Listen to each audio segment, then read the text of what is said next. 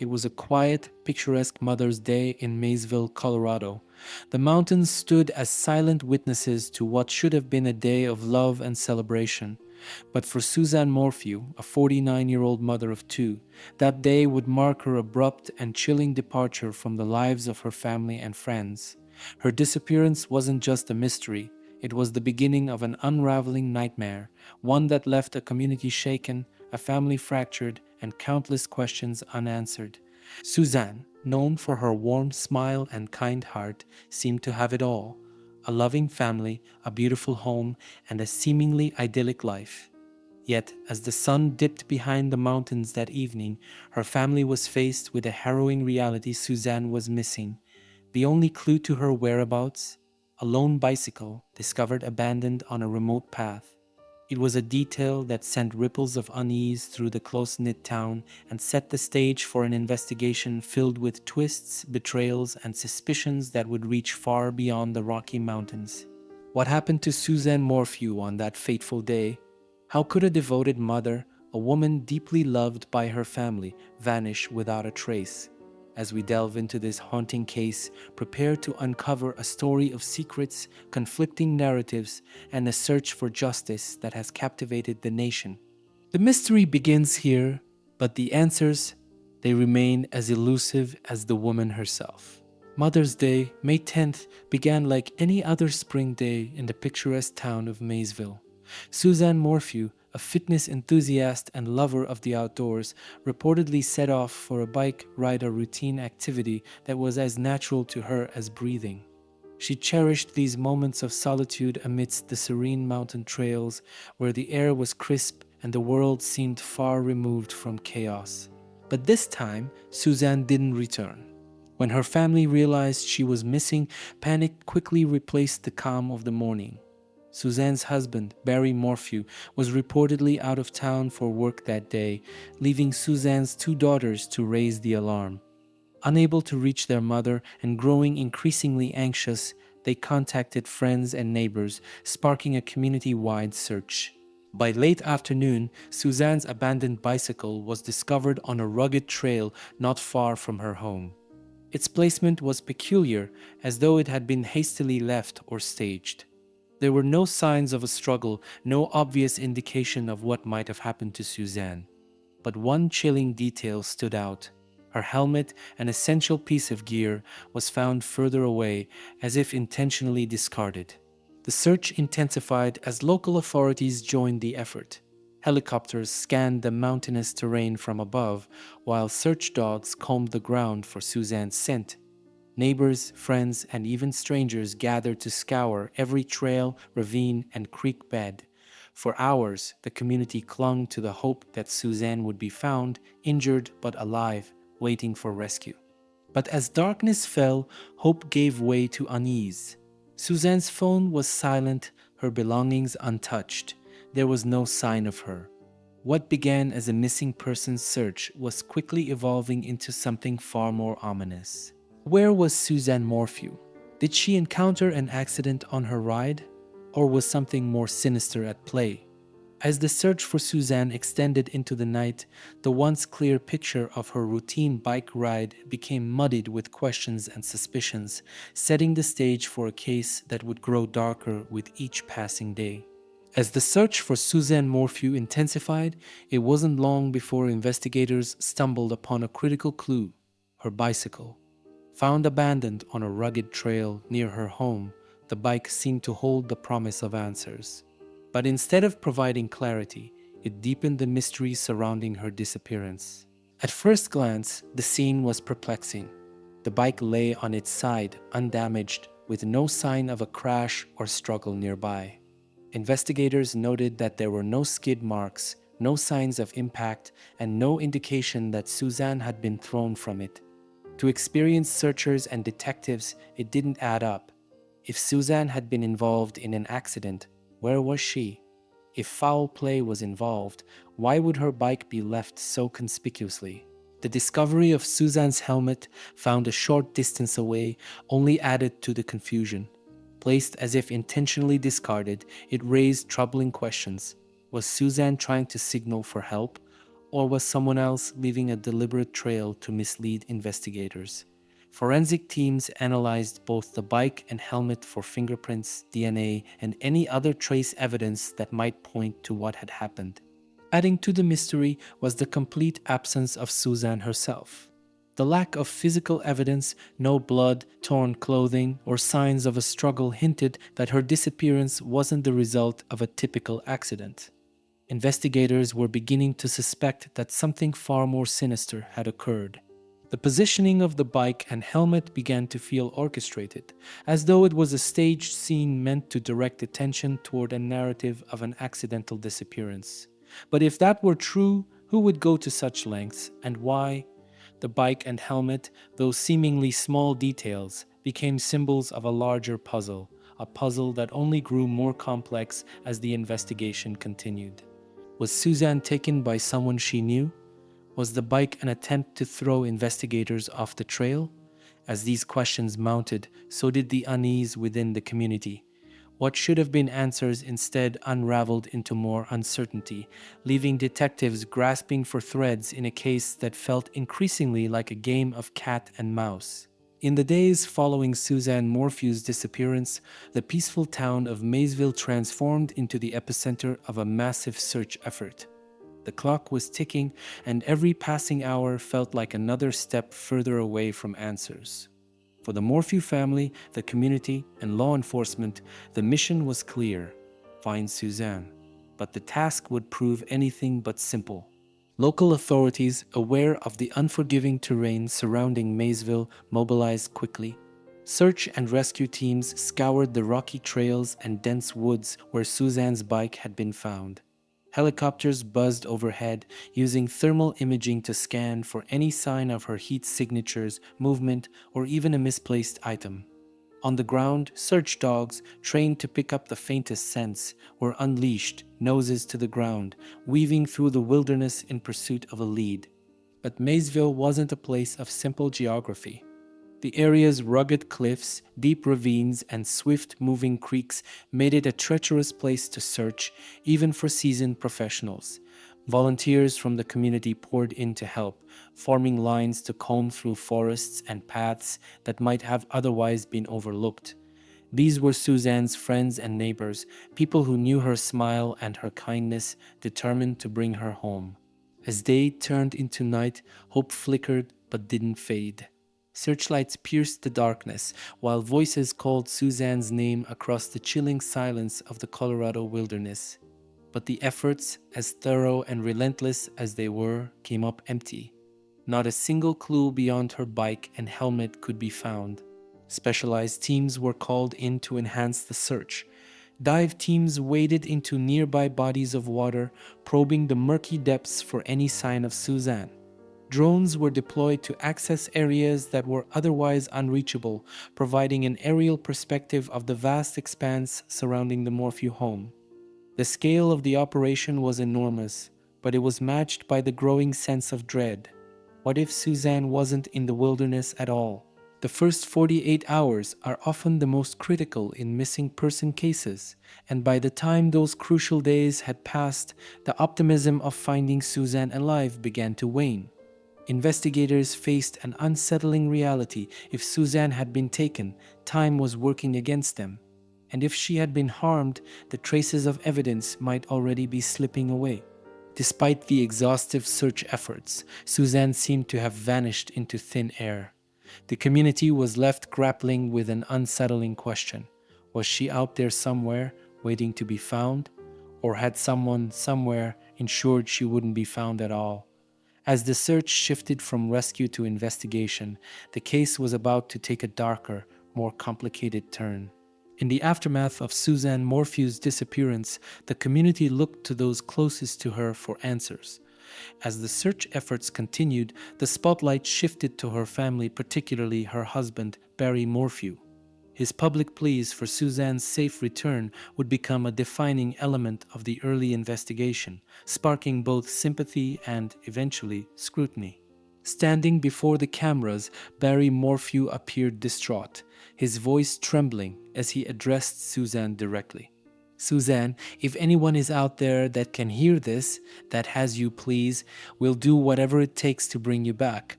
We love you. We miss you. Your girls need you. The raw emotion in Barry's appeal struck a chord with many. He spoke of his love for Suzanne and his desperate hope that she would be found alive. Friends and neighbors rallied around him, offering their support and sharing his plea across social media and news outlets. But as heartfelt as his words seemed, they also raised questions. Was this the anguish of a husband in despair or something else entirely? Suzanne's daughters, caught in the whirlwind of grief and confusion, largely stayed out of the public eye. Their absence from the media spotlight was understandable, but it left Barry as the sole voice for the family. He continued to make emotional appeals, offering a substantial reward, $500,000 for information leading to Suzanne's return. This gesture, though generous, added another layer of intrigue. Who was Barry trying to reach, and why? Meanwhile, Suzanne's siblings also stepped forward, expressing their heartbreak and urging anyone with information to come forward. One of her brothers, Andy Moorman, took a particularly active role in the search, voicing his suspicions that Suzanne's disappearance was not an accident. His statements hinted at tension within the family, creating a fracture in the narrative that would only grow as the investigation unfolded. Public sentiment began to waver as scrutiny on Barry intensified. While some sympathized with his visible pain, others couldn't ignore the perceived inconsistencies in his statements and behavior. Why had Barry initially claimed Suzanne went for a bike ride when evidence suggested she might not have? Why was he out of town on the day of her disappearance? And why did his public appeals, while emotional, feel carefully rehearsed to some observers? As the days turned into weeks, the Morphew family's pleas became more desperate, but they failed to yield any significant breakthroughs. Instead, they fueled speculation, turning Suzanne's case into a national story. The heartfelt appeals that once united the community began to fracture it, with growing doubts about whether everyone's intentions were as pure as they seemed. Was Barry's pain genuine, or was it a calculated performance? Did he know more about Suzanne's disappearance than he was letting on? As the investigation pressed forward, these questions would become central to the search for truth, leaving the public to wonder who, if anyone, was truly fighting for Suzanne. As the search for Suzanne Morphew transitioned into a full-blown investigation, the spotlight fell squarely on her husband, Barry Morphew. From the outset, Barry claimed he had been out of town on the day Suzanne vanished, working on a landscaping job about 150 miles away in Broomfield, Colorado. It was a detail he emphasized repeatedly, but as investigators dug deeper, cracks in his story began to emerge. Barry's timeline was critical to understanding what happened to Suzanne. He stated that he left early on the morning of May 10th, driving to Broomfield to complete a project for one of his clients. He claimed he had no knowledge of Suzanne's disappearance until he was contacted later that day. To some, his account seemed plausible after all. Being miles away from the scene would make him an unlikely suspect. But investigators weren't convinced. Forensic analysis of Barry's truck raised eyebrows. Data from the vehicle's onboard computer revealed an unusual series of stops and starts on the morning of Suzanne's disappearance, including unexplained deviations from his direct route to Broomfield. Investigators found it odd that Barry appeared to have made several stops in remote locations, but he offered little explanation for this activity. Then there was the timeline of Barry's work in Broomfield. He told police he had been there to prepare for a landscaping job, but witnesses described his behavior as strange and rushed. One co-worker even noted that Barry seemed agitated and unusually distracted. Adding to the suspicion was the fact that some of the tools Barry claimed to have brought for the job were never used. It was as if his presence there was more about establishing an alibi than completing any actual work. Perhaps most troubling was what investigators found or didn't find when they searched the hotel room Barry had booked for his stay in Broomfield. According to reports, hotel surveillance footage showed Barry making multiple trips to and from his truck, carrying items in large bags. When pressed, Barry dismissed the activity as routine, but the explanation did little to quell suspicions. Despite his insistence that he was far from Maysville when Suzanne disappeared, the evidence surrounding Barry's movements painted a murkier picture. Cell phone data placed him in the vicinity of his home during the early morning hours of May 10th, contradicting his claims of having already left for Broomfield. Additionally, records revealed that Barry's phone had been placed in airplane mode for significant portions of the day, a detail investigators found highly suspicious.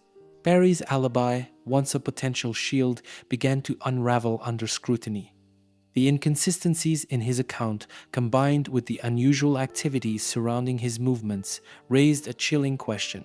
Was Barry Morphew truly out of town as he claimed, or was he closer to Suzanne and her disappearance than anyone realized? As the investigation pressed on, the focus on Barry's actions deepened. Each revelation brought with it more uncertainty, leaving investigators and the public alike to grapple with an unsettling possibility.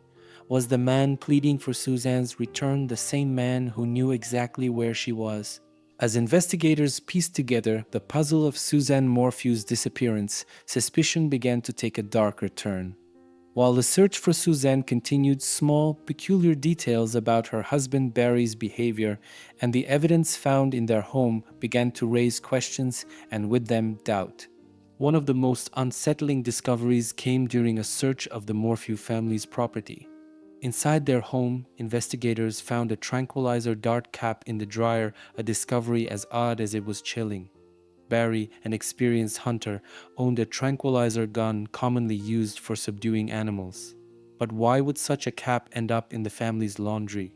To investigators, it hinted at the possibility that Suzanne's disappearance was no accident and that Barry's hunting knowledge might have been used for a far more sinister purpose. When confronted with the discovery, Barry dismissed it as insignificant, claiming he had no idea how the cap ended up there. But to investigators, it was a critical detail, one that couldn't be ignored. Tranquilizers could incapacitate someone without leaving obvious signs of struggle, aligning disturbingly well with the lack of physical evidence at the scene of Suzanne's disappearance. Adding to the unease were accounts from neighbors and family friends who reported Barry's increasingly erratic behavior in the days following Suzanne's disappearance. While he outwardly maintained a facade of concern, some noted that Barry appeared unusually defensive when questioned. His insistence on controlling the narrative, coupled with his abrupt decision to sell the Morphew family home, only added fuel to the growing suspicions. Then there was the matter of the surveillance footage or lack thereof. The Morphew home was equipped with security cameras, but curiously, Barry claimed the system had not been working for weeks leading up to Suzanne's disappearance. This conveniently missing footage robbed investigators of a potentially vital timeline and raised a troubling question. Was this a stroke of bad luck or a deliberate attempt to erase evidence? As the investigation progressed, other circumstantial evidence began to surface. Reports indicated that Barry had been seen disposing of trash at multiple locations on the day Suzanne vanished, yet he offered no clear explanation for these actions. Combined with his erratic movements, the disposal activities painted a troubling picture of a man whose actions didn't align with his words. Barry's narrative was unraveling piece by piece. The tranquilizer dart cap, the missing security footage, the sudden sale of the family home, each element deepened the suspicions surrounding him. Investigators were no longer simply searching for Suzanne. They were unraveling a tangled web of contradictions and behaviors that pointed to the one person who should have been her strongest ally. Was Barry Morphew the grieving husband he portrayed himself to be, or was he hiding something far more sinister? As the weight of circumstantial evidence mounted, the case against Barry began to take shape. But the answers investigators sought would remain just out of reach, locked in the shadows of what happened on that fateful day.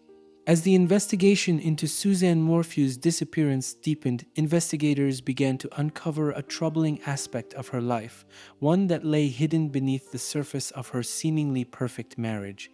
The relationship between Suzanne and her husband Barry was far from the picture perfect union it appeared to be, and the revelations that followed painted a complex portrait of discord, secrets, and betrayal.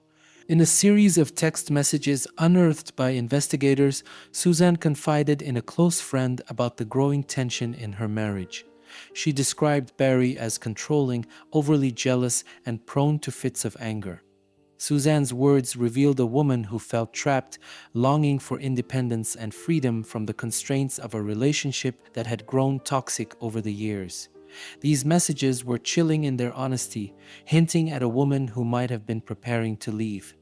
One particular message sent by Suzanne to Barry just days before her disappearance resonated deeply. "I'm done. I could care less what you're up to and what you've been doing for years. We just need to figure this out civilly." The tone of finality in Suzanne's words suggested that she had reached a breaking point. For investigators, this was a crucial piece of evidence. It not only highlighted the fractures in their relationship, but also raised a haunting question. Could Suzanne's decision to leave have been a catalyst for something far more sinister? Further complicating the narrative was the revelation of Suzanne's alleged affair. Reports indicated that she had reconnected with an old high school friend through social media. Their communication had grown increasingly intimate, with messages exchanged over several months. To Suzanne, this connection seemed to represent a glimmer of hope, a potential escape from the confines of her troubled marriage. For Barry, however, this betrayal might have been unbearable. Those who knew him described a man who prided himself on his family and his image. The idea of Suzanne leaving, especially for someone else, would have been a devastating blow to his pride and control. Some speculated that Barry's growing suspicions about the affair could have been the spark that led to her disappearance. To investigators, the combination of Suzanne's desire for freedom and Barry's controlling nature painted a dark and volatile picture. The text messages, the affair, and the underlying tension in their marriage provided a possible motive, one rooted in jealousy, control, and the fear of loss. But while the revelations of marital discord were damning, they weren't definitive. They offered context, a potential motive, but no concrete evidence tying Barry directly to Suzanne's disappearance. Yet, for those following the case, these details added a chilling layer of complexity, turning the Morphew marriage into a central piece of the puzzle.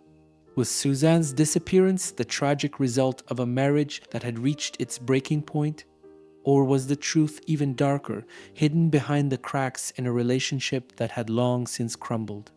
As these revelations came to light, the case grew more tangled, leaving everyone to wonder just how far someone might go when faced with the collapse of everything they held dear. Nearly 1 year after Suzanne Morphew's disappearance, on a quiet morning in May of 2021, investigators made a shocking announcement. Barry Morphew, Suzanne's husband, was being arrested.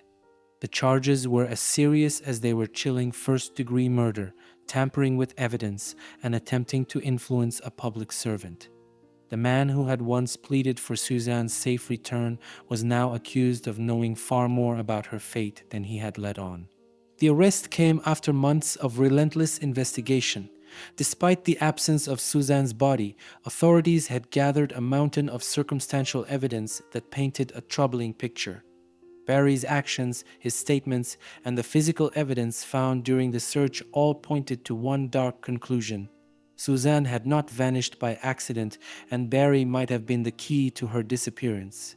One of the most critical pieces of evidence was Barry's cell phone data, which painted an unusual and inconsistent picture of his movements on the day Suzanne vanished. His phone had pinged repeatedly around their property during the early morning hours, odd for someone who claimed to have left for a job miles away before sunrise. Investigators also noted that Barry had placed his phone in airplane mode for extended periods, a detail they found highly suspicious. Adding to the case were Barry's attempts to explain away key findings. Investigators discovered traces of Suzanne's DNA on tranquilizer equipment, and Barry's explanations for the tranquilizer dart cap found in the dryer were vague at best. Combined with his unusual behavior disposing of trash at multiple locations and the inconsistent timeline of his whereabouts, authorities began to see a pattern they could no longer dismiss. Perhaps most damning were Barry's alleged attempts to manipulate the investigation. Authorities accused him of trying to influence witnesses and even law enforcement officials, behaviors that suggested a man desperate to control the narrative. Whether it was his insistence on Suzanne's bike ride or his push to sell their home shortly after her disappearance, Barry's actions seemed less like those of a grieving husband and more like someone hiding a devastating secret. The charges against Barry shocked the community, dividing public opinion. For some, his arrest was a long overdue step toward justice for Suzanne. For others, it felt rushed, given the lack of direct physical evidence tying him to the crime. Nevertheless, the arrest marked a pivotal moment in the case, one that shifted the focus from search efforts to legal proceedings. Was Barry Morphew truly guilty of the unthinkable? Or was he a man ensnared by circumstantial evidence and public suspicion? The answers would soon play out in court, but for Suzanne's family and friends, one question lingered above all. Where was Suzanne? The preliminary hearings for Barry Morphew, held in the months following his arrest, became a critical juncture in the search for justice for Suzanne. In the absence of a body, the prosecution relied heavily on circumstantial evidence, painting a picture of a husband whose actions and decisions pointed to guilt rather than innocence.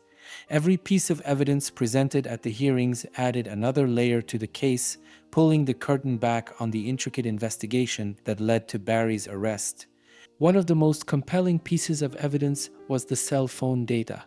Prosecutors revealed that Barry's phone had recorded an unusual pattern of movement on the day Suzanne disappeared. Early in the morning, his phone pinged multiple times around the Morphew property despite Barry's claims that he had left for a job hours earlier. Investigators argued that these pings indicated Barry had been active near their home during a time frame crucial to the investigation. The data also showed erratic stops along the route to his purported job site, including areas where investigators suspected he may have disposed of evidence. Another key element was the discovery of tranquilizer materials linked to Barry. Investigators found a tranquilizer dart cap in the family's dryer, a chilling detail that hinted at the possibility that Suzanne may have been incapacitated. Prosecutors suggested that Barry, an experienced hunter, could have used tranquilizers to subdue Suzanne without leaving overt signs of struggle. This theory aligned disturbingly well with the lack of physical evidence, such as blood or signs of a violent altercation, at the scene. Adding to the intrigue were the findings from DNA analysis. Traces of Suzanne's DNA were detected on the tranquilizer materials and in other locations that raised more questions than answers. While this evidence was circumstantial, prosecutors emphasized that it fit into a broader narrative of calculated planning and execution. However, Barry's defense countered that the presence of Suzanne's DNA in their shared home was unsurprising and offered no direct proof of wrongdoing. The prosecution also highlighted Barry's suspicious behavior in the days following Suzanne's disappearance. Witnesses testified that he had been seen disposing of trash at various locations, behavior that prosecutors argued suggested an attempt to hide evidence. Surveillance footage from the hotel Barry stayed in during his supposed work trip showed him making repeated trips to and from his truck, carrying items in large bags, activities that prosecutors found difficult to explain. Barry's defense team pushed back hard, arguing that the evidence was circumstantial and speculative. They contended that the cell phone data could be interpreted in multiple ways and that the tranquilizer materials could have been innocently misplaced. Without a body, a weapon, or direct evidence linking Barry to Suzanne's presumed death, the defense insisted the case was built on little more than conjecture. For the prosecution, the preliminary hearings were an opportunity to lay the groundwork for their case. For the defense, they were a chance to cast doubt on the strength of the evidence. But for the public and Suzanne's family, the hearings only deepened the mystery. Every revelation brought new questions. Was the evidence a web of damning clues or a series of coincidences misunderstood in the rush to find answers? The preliminary hearings left one thing clear. The case against Barry Morphew was as complex as it was contentious. As the legal battle loomed, the shadow of doubt hung heavy, and the question of Suzanne's fate remained painfully unanswered. In April of 2022, a dramatic turn of events shocked the nation. All charges against Barry Morphew were dismissed. The man accused of murdering his wife, Suzanne Morphew, walked free not because he was proven innocent, but because the prosecution's case crumbled under procedural missteps and new evidence that cast doubt on his involvement. The dismissal came just days before Barry was set to stand trial for first-degree murder and related charges. The decision was rooted in two critical developments: procedural errors in the investigation and the emergence of DNA evidence that pointed to an unknown individual. The DNA discovery. A pivotal blow to the prosecution's case came with the revelation of partial DNA profiles found on Suzanne's bike and personal belongings. These profiles did not match Barry or anyone in Suzanne's family. Instead, they linked to an individual with a criminal history of sexual assault. This discovery introduced a chilling possibility. Someone entirely unrelated to Barry may have been involved in Suzanne's disappearance. The defense seized on this evidence, arguing that the prosecution's case was built on circumstantial assumptions while ignoring critical leads that could point to another perpetrator. Forensic experts testified that this new DNA evidence, while not definitive proof of another suspect, was enough to undermine the certainty required for a conviction. Procedural missteps. Compounding the prosecution's troubles were allegations of mishandling evidence and failure to disclose key details to the defense in a timely manner. The judge overseeing the case criticized the investigators for what appeared to be shortcuts in their pursuit of Barry. From the way evidence was collected to the handling of cell phone data, questions arose about whether the investigation had been conducted with the rigor required for such a high-profile case. Additionally, the prosecution admitted that Suzanne's body, still undiscovered, was central to proving their theory. Without physical evidence of a crime scene or a clear cause of death, their case remained speculative. The judge ultimately determined that moving forward with the trial under these circumstances would violate Barry's right to a fair trial. The fallout. For Barry Morphew, the dismissal was a bittersweet victory. He maintained his innocence from the beginning, claiming the charges against him were baseless. But the shadow of suspicion still loomed large. For Suzanne's family and friends, the dismissal was devastating. Without a trial, they were left without the answers they had long sought. The decision to drop the charges did not mean the case was closed. Prosecutors reserved the right to refile charges should new evidence emerge, leaving the door open for future legal action. However, the dismissal left the public and Suzanne's loved ones with more questions than ever. Was Barry truly innocent, or did procedural failures allow him to evade justice? And if Barry wasn't responsible, then who was? The dismissal of charges against Barry Morphew marked a turning point in the investigation. It transformed the case from one of presumed guilt into an unsolved mystery, where the truth remained elusive and justice for Suzanne felt more distant than ever. It wasn't a tip, a confession, or a new lead that led to the discovery of Suzanne Morphew's remains. Instead, it was pure coincidence, a chance occurrence that finally unearthed what investigators, her family, and the nation had been searching for. In September of 2023, over 3 years after her disappearance, Suzanne's remains were found during an unrelated search in Saguache County, a remote and rugged area approximately 50 miles from her home. The discovery occurred as investigators were conducting a search in connection with a completely different case. The terrain was harsh and isolated, the kind of landscape where secrets could stay buried for years. But on that day, one of those secrets came to light. As searchers combed through the area, they came across human remains. Initial assessments pointed to the possibility that they belonged to Suzanne. Forensic analysis confirmed what many had feared but couldn't yet prove. The remains were indeed Suzanne Morphew's. Her body had been left in a location far from where anyone had searched in the days and months following her disappearance. The discovery raised immediate questions. How did she end up so far from home? Had she been transported there after her death, or was this where the crime had occurred all along? And why had this area, despite its remoteness, not come up in the investigation earlier? The find sent shockwaves through the Morphew family and the public. For Suzanne's loved ones, it was a bittersweet moment. After years of agonizing uncertainty, they finally had confirmation of her fate, but the discovery brought no solace. Instead, it reopened the wounds of her loss and reignited the questions surrounding her death. Law enforcement quickly returned to Saguache County to examine the area more thoroughly. Investigators searched for any additional evidence that might offer clues about what had happened to Suzanne and how she ended up in such a desolate location. The site held the potential for answers, but also carried the risk that time and the elements had eroded critical evidence.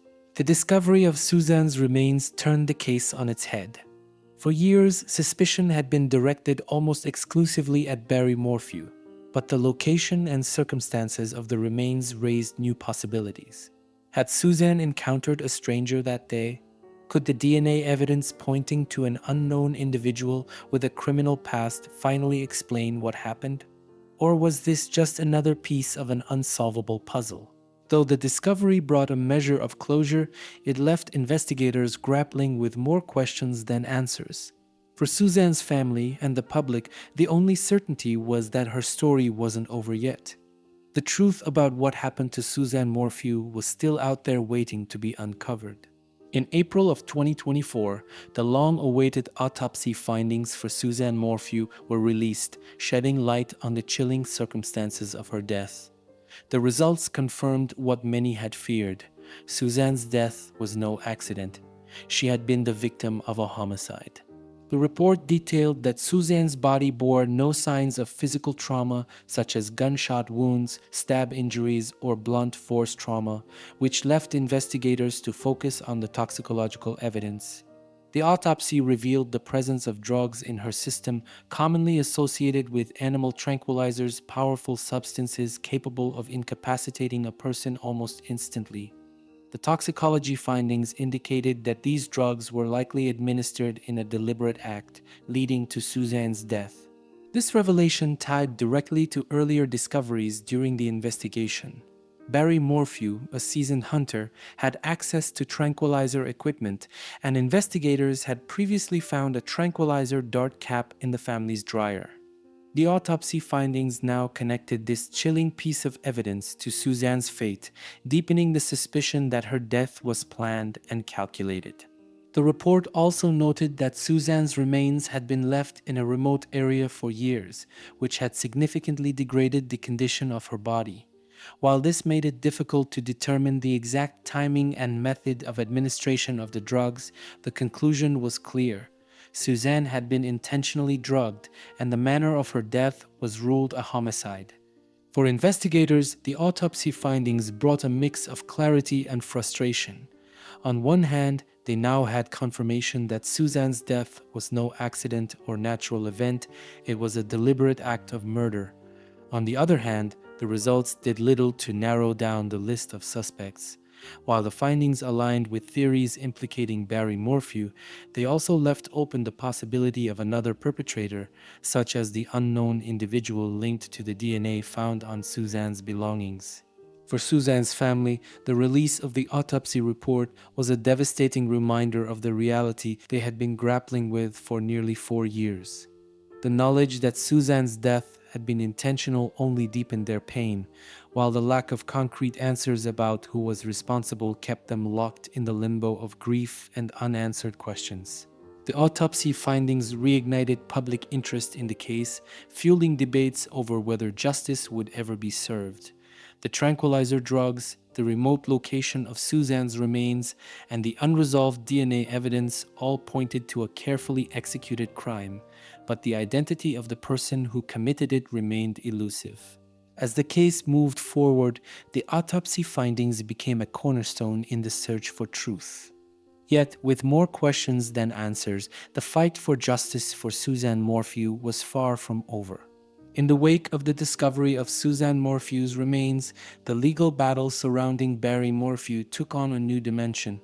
Having maintained his innocence throughout the investigation and subsequent legal proceedings, Barry filed a $15 million lawsuit against prosecutors alleging violations of his constitutional rights. This bold move came as he sought accountability for what he described as a baseless and damaging case against him, one that had not only cost him his reputation but also left his family in shambles. Barry's lawsuit centered on claims of malicious prosecution, accusing the prosecution team of acting on circumstantial evidence without sufficient cause. His attorneys argued that investigators ignored critical leads, including DNA evidence pointing to an unknown suspect, while unfairly targeting Barry as their primary suspect.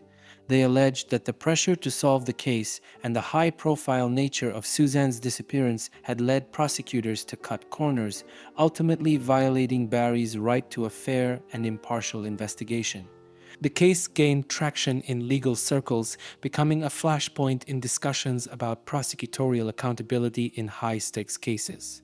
However, in October of 2024, Barry's lawsuit for malicious prosecution was dismissed.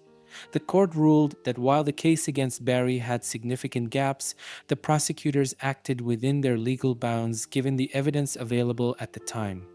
The dismissal left Barry and his legal team frustrated, but his broader civil claims against the prosecutors remained active, ensuring the legal battle was far from over. Meanwhile, the community and media reacted to these developments with a mix of disbelief, frustration, and renewed scrutiny. For some, Barry's lawsuit was a justified attempt to clear his name after enduring years of public suspicion and legal turmoil. Supporters argued that the prosecution had built their case on a shaky foundation, and the dismissal of charges against Barry, coupled with the discovery of new DNA evidence, proved that he was a victim of a flawed investigation. For others, however, the lawsuit felt premature and self-serving. Critics questioned Barry's motivations, pointing out that key questions about his behavior and inconsistencies in his alibi remained unanswered. To these observers, Barry's legal maneuvers were seen as an attempt to deflect attention from the lingering cloud of suspicion over him. The media's coverage of the case shifted dramatically with each new revelation. Initially portraying Barry as a grieving husband, the narrative evolved into one of suspicion, fueled by the evidence presented during his arrest and preliminary hearings. After the charges were dismissed, the media pivoted once more, framing Barry as a man caught in the crosshairs of an overzealous investigation. The discovery of Suzanne's remains added yet another layer of complexity, reigniting public interest and sparking debates about the justice system's handling of the case. Within the community, opinions were deeply divided.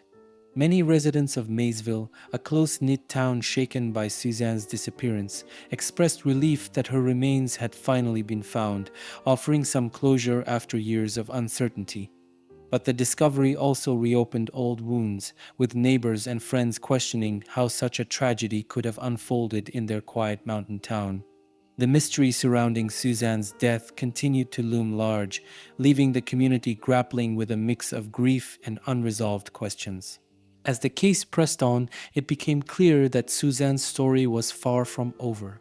The legal developments, the discovery of her remains, and the public reactions painted a picture of a case that had gripped the nation and left an indelible mark on all those involved. Justice for Suzanne remained elusive, but the fight for answers continued, fueled by the enduring hope that one day the truth would finally come to light. The discovery of Suzanne Morphew's remains answered one haunting question: she was gone. But it left a trail of unresolved mysteries, casting long shadows over a case that continues to baffle investigators, her family, and the public. Each revelation seemed to bring more questions than answers, leaving the truth shrouded in uncertainty. The most pressing question remains: what truly happened to Suzanne on that fateful day?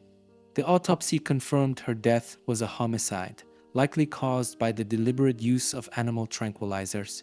But how and when were these drugs administered? Was Suzanne taken from her home, or did the crime occur elsewhere? The location of her remains, 50 miles from her home in Maysville, raises questions about how she ended up in such a remote area. Did her killer transport her there immediately after her death, or was her body moved later to conceal evidence? Another glaring mystery is the identity of her killer. Barry Morphew, once the central suspect, is no longer facing charges, but his actions continue to fuel speculation. Did he have a hand in her death, as investigators once believed, or has the focus on him allowed the real perpetrator to evade justice? And what of the DNA evidence found on Suzanne's bike and belongings, linked to an unidentified individual with a history of violent crimes? Could this person hold the key to the truth, or is it another false lead in an already convoluted case? The tranquilizer dart cap found in the Morphew home adds yet another layer of confusion. If Barry was involved, how did this piece of evidence end up in a location so easily discovered by investigators? Was it carelessness, or does it suggest someone else was familiar with his hunting equipment and sought to frame him? Alternatively, could the tranquilizer materials have no connection to Suzanne's death at all, pointing instead to an elaborate coincidence? The timeline of Suzanne's disappearance also raises troubling questions. Barry's cell phone data showed unusual activity near the Morphew home on the morning Suzanne went missing, but his defense pointed to innocent explanations. Was his erratic behavior a desperate attempt to cover his tracks, or was it misunderstood in the frenzy of suspicion surrounding him? If Barry wasn't involved, who had the means and opportunity to harm Suzanne and conceal her body for over 3 years? Finally, there's the enduring mystery of motive. If Suzanne was killed by someone she knew, what drove them to commit such a heinous act? Was it tied to the marital discord revealed through text messages and the allegations of her affair? Or was Suzanne the victim of a chance encounter with a stranger, an opportunistic killer whose identity remains unknown? For Suzanne's family, the unresolved questions are a painful reminder that closure remains out of reach. For investigators, the lingering mysteries are a challenge that continues to test their resolve. And for the public, the unanswered questions ensure that Suzanne's case remains one of the most haunting, unresolved stories in recent history. Until the final piece of the puzzle is uncovered, the truth about what happened to Suzanne Morphew will remain locked in the shadows, waiting for the day when justice can finally be served. Expert analyses have played a crucial role in dissecting the complexities of Suzanne Morphew's case. From the circumstantial evidence to the unanswered questions surrounding her death, insights from legal experts, forensic analysts, and criminal psychologists have offered a deeper understanding of the investigation and its possible outcomes. While no single theory provides all the answers, these perspectives shine a light on the many layers of this haunting mystery. Legal experts. Legal professionals have often pointed to the challenges of building a case without a body, as was initially the situation in Suzanne's disappearance. Before the discovery of her remains, prosecutors relied heavily on circumstantial evidence, such as Barry Morphew's inconsistent alibi, the tranquilizer dart cap, and the cell phone data. Legal analysts have noted that while such evidence can be compelling, it is also vulnerable to interpretation. Without physical proof linking Barry to a crime scene or Suzanne's body, the case was always on shaky ground. The dismissal of charges against Barry highlighted the delicate balance between pursuing justice and protecting constitutional rights. Experts have criticized the prosecution for potentially overreaching in their efforts to charge Barry without sufficient evidence, which ultimately undermined their case. Many agree that the DNA evidence pointing to an unknown individual raised significant reasonable doubt, complicating the path to conviction. Forensic analysts. Forensic specialists have provided critical insights into the evidence, particularly the tranquilizer dart cap and Suzanne's autopsy results. The presence of animal tranquilizers in Suzanne's system suggests a methodical and deliberate act, likely carried out by someone familiar with their effects. Analysts have questioned how this substance was administered, noting that its use implies premeditation rather than a crime of passion. The location of Suzanne's remains in Saguache County has also drawn forensic attention. Experts believe that the remote placement of her body could indicate that her killer knew the area well or intentionally chose a location far from her home to delay discovery. The condition of Suzanne's remains, significantly degraded due to the passage of time, has made it challenging to gather additional forensic evidence. However, specialists have emphasized the importance of continuing to analyze the site where her body was found for overlooked clues. Criminal psychologists. The psychological aspects of the case have drawn intense scrutiny. Criminal psychologists have examined Barry Morphew's behavior before and after Suzanne's disappearance, searching for patterns indicative of guilt or innocence. His emotional public pleas, while initially seen as heartfelt, later appeared calculated to some observers, particularly as inconsistencies in his alibi emerged. Psychologists have noted that Barry's reported controlling behavior and jealousy could suggest a motive, particularly when paired with Suzanne's alleged affair and her apparent desire to leave the marriage. However, psychologists have also cautioned against viewing Barry's actions through a singular lens. High-pressure situations, such as the disappearance of a loved one, can lead to behaviors that might be misinterpreted as suspicious. This underscores the difficulty of drawing definitive conclusions from his actions alone. The DNA evidence linked to an unknown individual has also led criminal psychologists to explore the possibility of a stranger abduction or opportunistic crime. Such cases are rare but not unheard of, particularly in remote areas. If the killer was a stranger, their motive and connection to Suzanne remain unclear, but the deliberate use of tranquilizers suggests a calculated approach rather than a random attack. Unified theories. Experts across disciplines agree on one point. Suzanne's case is among the most complex and enigmatic in recent history.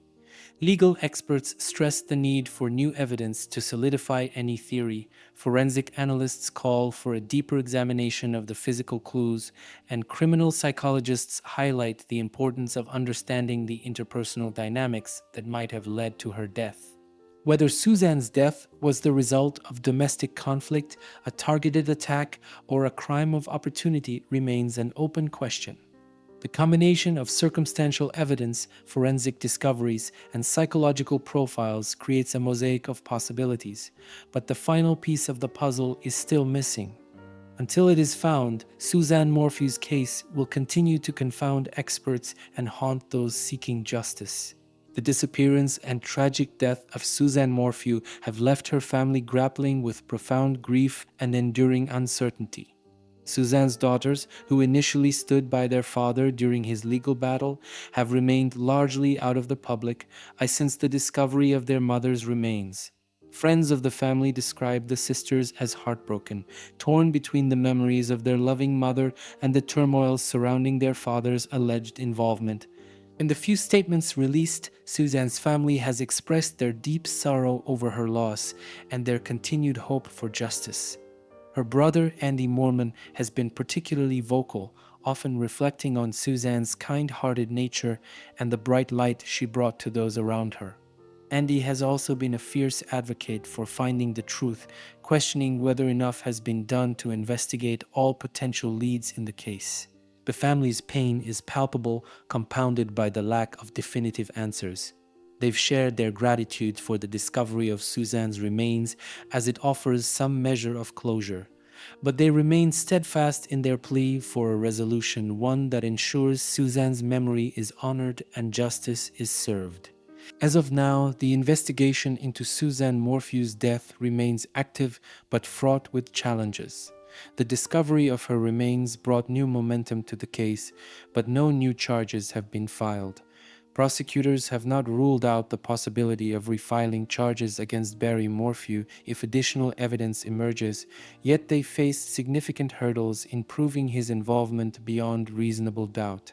Meanwhile, the DNA evidence linked to an unknown individual continues to be a focal point of the investigation. Authorities are working to identify the person behind the DNA profile, a task made difficult by the lack of matching records in criminal databases. This lead has fueled speculation about whether Suzanne's death could have involved a third party entirely separate from Barry. Barry Morphew, for his part, has maintained his innocence and is pursuing civil litigation against the prosecutors who brought the original charges. His legal battles remain ongoing, adding another layer of complexity to an already tangled case. Despite the setbacks, law enforcement officials emphasize their commitment to solving the case and holding Suzanne's killer accountable.